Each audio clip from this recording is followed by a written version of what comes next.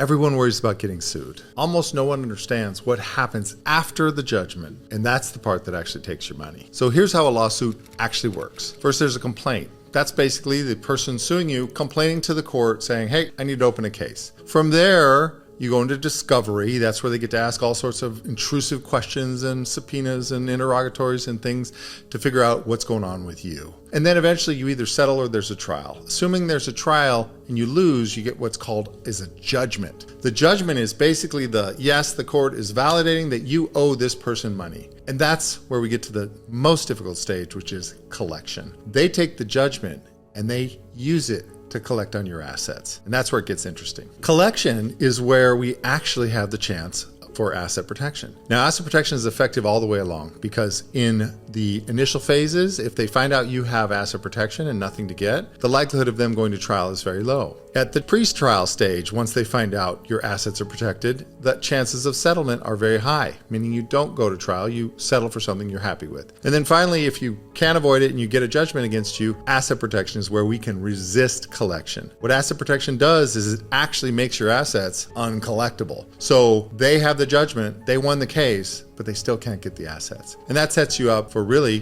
one of two things. You either just resist collection and you tell them to go pound sand, or two, you settle with them. You have the leverage now to get a settlement that's in your favor. Now you can make it all go away forever. What if you have a weak structure when you get to collection? Well, now you have a problem. Because if your structure can't actually withstand their collection attacks and they are going to be able to breach it, then your asset protection just failed on you. You're not going to be able to force a reasonable settlement and you're not going to resist their collection actions. So having a structure that actually works is critical. And without the bridge trust or something as strong to take the power away from a U.S. court, you really are vulnerable. In daily life, this is simple. Your structure will be implemented, but doesn't really change how you operate your businesses or manage your assets. When it matters is when you get to this collection stage, and then how you've structured your assets makes all the difference.